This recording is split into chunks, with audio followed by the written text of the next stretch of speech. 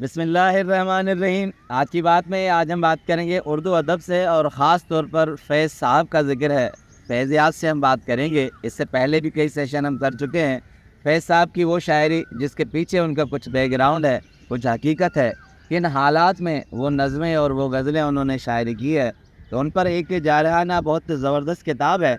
آغا ناصر صاحب کی کتاب ہے ہم جیتے جی مصروف رہے۔ ویسے تو فیض صاحب ایک مکمل ڈپارٹمنٹ ہے جن پر بہت سو نے بہت سی کتابیں لکھی ہیں، ریسرچ کی ہیں، مگر کیونکہ آغا ناصر صاحب ان کے ساتھ رہے ہیں اور وہ حالات انہوں نے ان کے ساتھ شیئر بھی کیے ہیں۔ ایک بہت دلچسپ ان کا معاملہ ہے کہ پرسنل زندگی کا، کہ ہر انسان کی زندگی میں کچھ ایسے لمحات آتے ہیں کہ وہ دل فریب لمحوں میں گم ہو جاتا ہے، یعنی وہ محبت کے معاملات اور وہ رومانس کی وہ شاعری۔ تو آغا ناصر صاحب لکھتے ہیں کہ چونکہ محبت کا معاملہ ہر آدمی کا اپنا ذاتی ہوتا ہے، اور اس کی مرضی ہے کہ وہ اس کا خیال ظاہر کرے، اعلان کرے نہ کرے، مگر فیض صاحب کیونکہ جو طبیعتاً بہت شرمیلے آدمی تھے اور ان کے معاملے میں بہت احتیاط تھا، وہ خود کہتے ہیں کہ فیض صاحب کہتے تھے کہ میں بہت پرائیویٹ آدمی ہوں، یعنی کسی سے کوئی بات شیئر نہیں کرتے تھے، مگر کہتے تھے کہ دل میں کوئی گداز ہو، کوئی سوز ہو،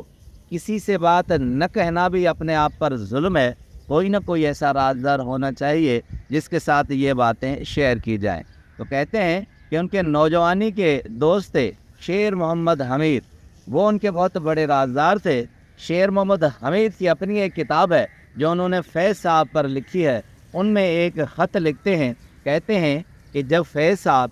سیالکوٹ سے اعلیٰ تعلیم کے لیے لاہور آئے تھے تو میں گورنمنٹ کالج لاہور میں خود پڑھ رہا تھا، تو ہم نے میرے دو دوست نبی محمد اور علی محمد، جب ہم شام کو کالج کے ہاسٹل سے نکلتے تھے تو نیچے غملوں کے پاس ایک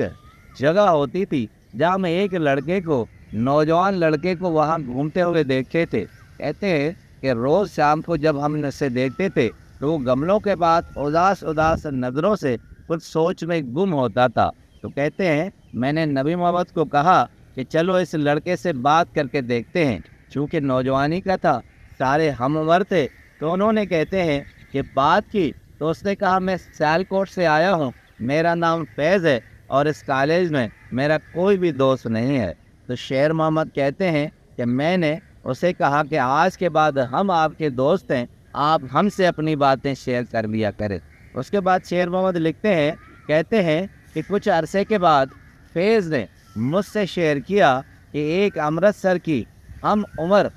خاتون کہیں یا لڑکی کہیں، ان سے ان کی وابستگی ہو گئی اور ان کے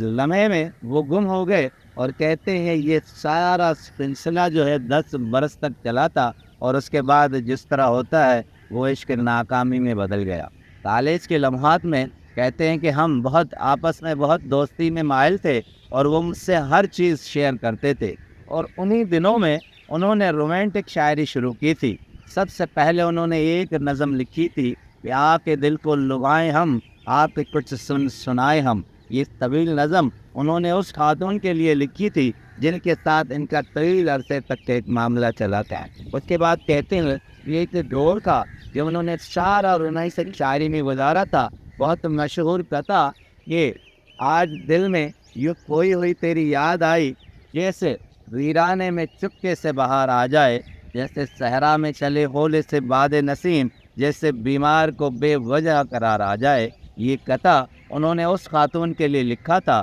اس کے بعد کہتے ہیں کہ پھر انہوں نے بے حد رومانٹک نظمیں لکھی تھی جن کا شمار نہیں تھا۔ ایک سحر تھا جو فیض صاحب پر طاری ہو گیا تھا کہ آؤ کہ اپنا حسن پھیر دو مجھ پر، بہت مشہور نظم تھی، وہ لکھی تھی، مگر کہتے ہیں آخری ایک نظم لکھ کر انہوں نے اپنے رومانس کو ختم کیا تھا۔ ایک طرف سلسلہ ختم ہو گیا تھا اور دوسری طرف میں نے شاعری کا سلسلہ ختم کیا۔ سوز و گداز مرگ محبت انہوں نے ایک نظم لکھی، اور اس میں آخری سلسلے میں اس نے لکھا کہ آج کے بعد محبت سے میری وابستگی ختم ہو گئی۔ اور کہتے ہیں شیر حمید کہ ایک لمحہ ایسا بھی آیا کہ محبت ان کے پاس خود آئی، مگر انہوں نے کہا کہ اب یہ وقت نہیں ہے، اب وہ لمحہ نہیں ہے، وصلیں اور بھی ہیں، وصل کی راحت کے سوا میرے محبوب مجھ سے پہلی سے محبت نہ مانگ، اور اس طرح وہ انقلابی شاعری پر آ گئے اور اس کے بعد معاشرتی شاعری پر آ گئے. تو اب فیض صاحب کا ایک جملہ